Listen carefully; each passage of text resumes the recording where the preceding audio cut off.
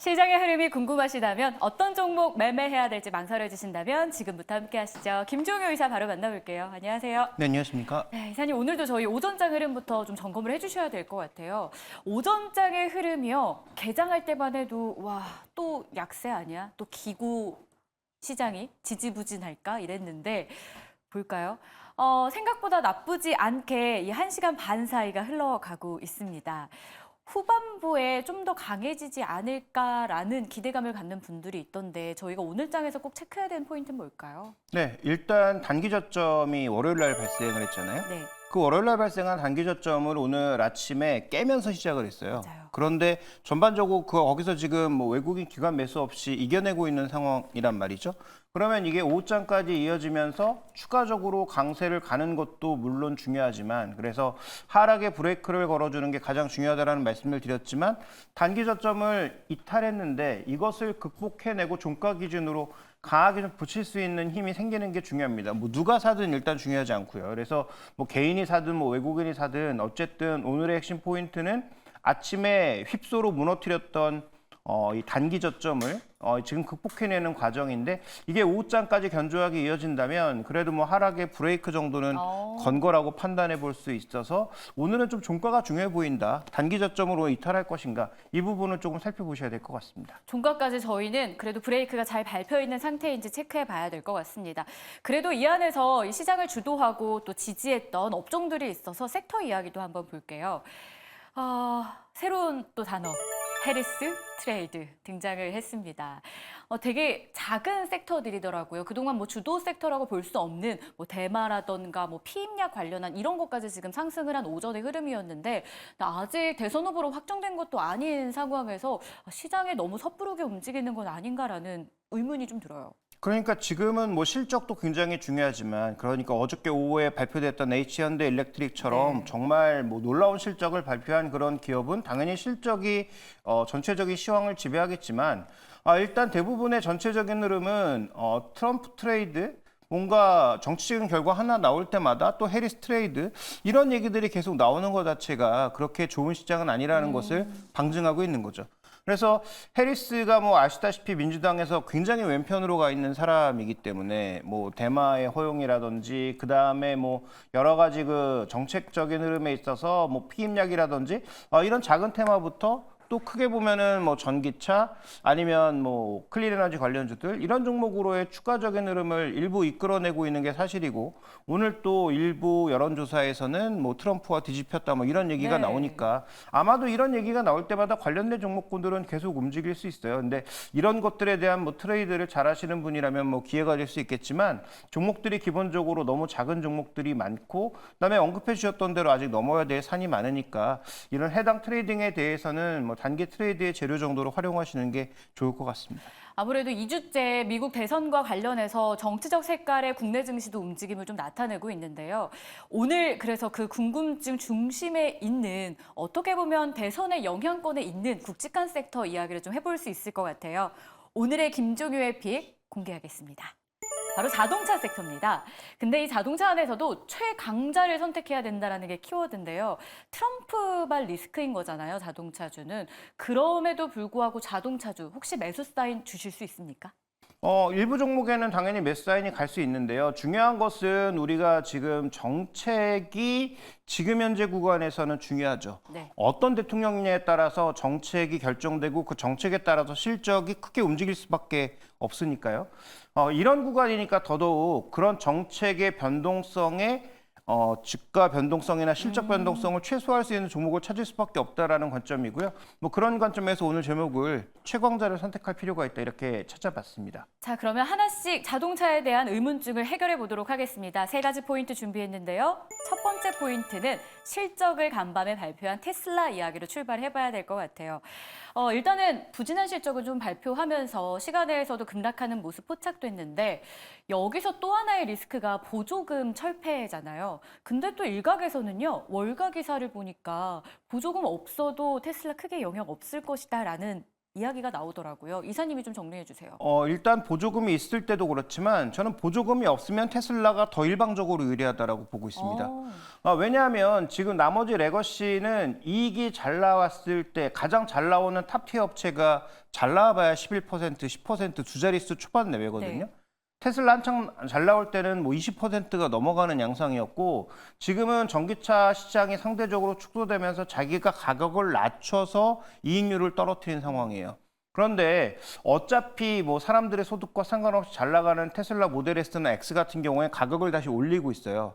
그러니까 지금 보조금이 없어졌을 경우에는 마진폭이 큰 업체가 결국은 살아남을 수 있고 보조금이 없어도 가격을 조절할 그 폭이 있어서 더 경쟁사 비해서 싸 보이는 효과를 낼 수 있단 말이죠. 자, 오늘 시가를 살펴보면 이런 실망감이 나타나면서 주가는 급락하는 양상이고 밸류에이션이 비싼 테슬라의 특성상 뉴스 하나마다 뭐 10% 급등하고 10% 급락하는 거 발생할 수 있겠죠. 근데 첫 번째 답을 벌써 말씀드리려고 하는데 그런 의미에서 본다면 뭐 트럼프가 되든 뭐 해리스가 정말로 민주당 후보가 돼서 당선이 되든 양쪽의 경우에서 모두 크게 실적 영향을 받지 않을 전기차 종목은 뭐가 있을까를 따져본다면 답이 나와 있죠. 테슬라라는 겁니다. 그래서 현재 구간에서 뭐 주가는 뭐 더 빠질 수도 있고 뭐 단기 급등이 나올 수도 있지만 지금 트럼프가 되느냐 해리스가 되느냐에 베팅하시지 말고 네. 누가 돼도 상관없이 전기차에서 가장 변동성이 적을 수 있는 건 누구? 테슬라밖에 없다라는 거죠. 그다음에 여러 사업 분야에서 나아지는 부분도 있다. ESS 같은 경우는 여전히 좋아지고 있다는 신호가 나타나고 있고요. 그다음에 뭐 중국 쪽 이런 쪽에 뭔가 흐름을 줄인다고 하더라도 지금 멕시코의 공장 완공 속도를 조절함으로써 비용도 조절할 수 있거든요. 그러니까 그런 측면에서 놓고 봤을 때 전기차에서 우리가 종목을 고른다면 전기차 최강자 테슬라를 고르면 된다. 주가의 변동성은 당연히 노출되어 있는 것이니까 분할 매수 관점에서 접근하면 된다라고 보고 있는 것이죠. 미국의 대통령이 누가 되든 변동성이 가장 적을 쪽, 만약에 보조금이 줄어든다고 한다면 그래도 가장 견조할 테슬라가 최강자의 역할을 해줄 것이다 라는 게 저희가 첫 번째 분석이었습니다. 자, 그럼 두 번째로 저희가 점검할 기업도 최강자로서의 역할 기대해봐도 될까요? 바로 GM인데요. GM도 실적을 발표했는데 다 컨센을 상회하는 야구한 실적을 보였어요. 근데 중국 부담도 있었고 생산 비용 증가에 대한 우려감까지 더해지는 모습이었거든요. GM은 어떨까요? 네, 레거시 자동차에서는 우리가 살펴봐야 될 포인트가 있습니다. 폭스바겐이 어떻게 보면 레거시 자동차 중에서 가장 부진한 실적을 냈던 게 중국 쪽에서의 판매가 네. 떨어지면서 나타나는 현상이에요. 그러니까 GM이 최근에 트럼프 대통령이 가능성이 높아지면서 트럼프 후보의 가능성이 높아지면서 어떻게 보면 GM과 포드가 최근에 다른 자동차들 밀어내고 둘만 올랐거든요, 주가가. 근데 지금 준비된 흐름을 한번 보시면 지금 미국 쪽에서는 GM도 좋아요. 전체적으로 지금 판매나 마진도 나쁘지 않은 그런 상황으로 가고 있습니다. 그런데 여기서 지금 뭐 우리나라 현대기아도 마찬가지지만 GM도 올해 피크를 얘기하고 있어요. 매출 어닝 피크를 얘기하고 있고 그다음에 저쪽에 지금 보시면 과거 대비해서 줄고 있기는 한데 여전히 중국 비중이 그래도 꽤 된다. 이렇게 좀 봐야 되는 상황입니다. 그렇다면 전체적으로 이 중국 쪽에서 로컬 비중이 점점 올라가면서 폭스바겐이 그러했던 것처럼 GM도 어느 정도 비중을 줄여나갈 수밖에 없는 또 만약에 트럼프가 대통령이 된다면 더 줄여나갈 수밖에 없는 상황이기 때문에 레거시 자동차로서 GM의 매력도가 상대적으로 그렇게 커지기는 힘들다라고 봐야 될 것 같고요. 그다음에 오늘 후반에 주가를 밀어넣은 또 하나의 이유는 전기차 쪽에서 GM과 포드가 여전히 마진을 제대로 내지 못하고 있죠. 그런데 20만 대 정도의 생산을 얘기하면서 그러면 전기차에서는 또 적자라는 거 아니야? 이런 얘기 자체가 이 종목의 주가를 끌어내렸단 말이죠.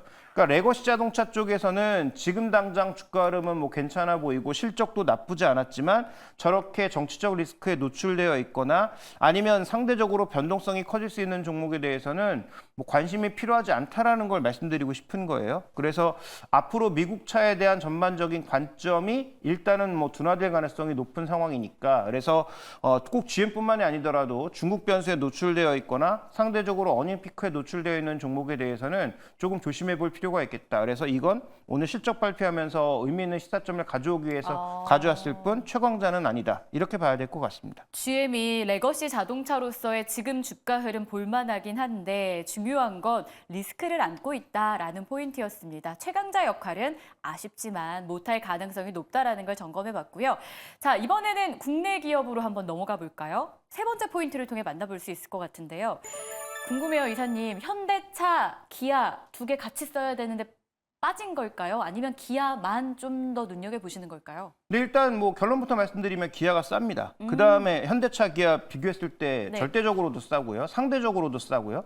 그러면 지금 기아가 어떤 모멘텀이 더 있는가를 우리가 따져볼 필요가 있겠는데 자, 여기도 마찬가지예요. 한국에서 그럼 최강자가 누구냐? 당연히 뭐 시가총액이나 시장 점유율로 봤을 땐 현대라고 볼 수가 네. 있겠는데 최근에 판매량 보세요. 국내에서도 기아가 현대를 이기는 경우가 종종 나옵니다. 그다음에 이제 준비된 그림 보시면 우리가 어쨌든 지금 미국에 올인하고 있잖아요. 우리는 이미 중국 비중이 떨어질 만큼 떨어져서 중국에서 뭐 안 돼도 상관이 없어요. 근데 미국에서 안 되는 건 문제가 있거든요. 근데 파시는 차종을 지금 보면 현대차는 GV70이 있지만 비중이 너무 작고 주력 차종이라고 할 수 있는 게 투싼이죠. 기아는 주력 차종이라고 할 수 있는 게 테룰라이드하고 스포티지, 뭐 소렌토 이런 차종들이 주 차종입니다. 상대적으로 차급이 더 높다라고 봐야 되겠죠. 누가 더 미국에서 이익을 확보할 수 있는가와 재고 관리를 잘하고 있는가에서 이미 답이 나와 있는 상황. 즉 주가는 상대적으로 절대적으로 더 싸고 그다음에 현대차, 기아차에 미국에 판매되고 있는 차량의 포트폴리오로 봤을 때 누가 더 믹스가 좋은가를 살펴보면 이쪽이고 그다음에 지금 내년도에 나올 타스만이라고 하는 풀 사이즈 정도의 SUV, 그러니까 그 픽업 트럭 같은 경우에도 지금 미국으로 수출할 것으로 예상되고 있는데 현대가 만들어내는 산타크루즈의 판매량은 굉장히 미미하거든요. 산타크루즈가 이제 투싼을 개량해서 만든 픽업 트럭인데 이게 이제 미국에서 그렇게 의미 있는 판매량이 없단 말이죠. 근데 타스만 같은 풀사이즈의 차량 같은 경우가 미국으로 가게 되면 가장 큰 픽업 시장인 미국에서 일정 부분 점유율을 가져갈 수 있다는 측면에서 그 부분도 따져보면 모멘텀 측면에서는 기아가 월등하다. 따라서 국내 최강자는 글로벌 시장이나 미국 시장의 모멘텀을 살펴봤을 때 기아로 봐야 된다라는 측면에서 국내 최강자는 아마 기아가 아닐까. 레거시 쪽에서도 가장 좋은 영업이익률을 현재 기대하고 있습니다. 자, 결론 도출해 보겠습니다. 마지막 화면을 통해서 최강자 두 기업을 만나볼 수가 있는데요. 앞서 이야기 잘 들으셨다면 예측하셨죠? 테슬라 그리고 글로벌 시장 안에서 기아의 선방, 앞으로도 모멘텀이 더 많은 쪽에 대한 선택, 가격적인 매력까지 저희가 잘 기억해 보도록 하겠습니다. 자, 지금까지 김종효 이사와 함께했습니다. 오늘도 고맙습니다.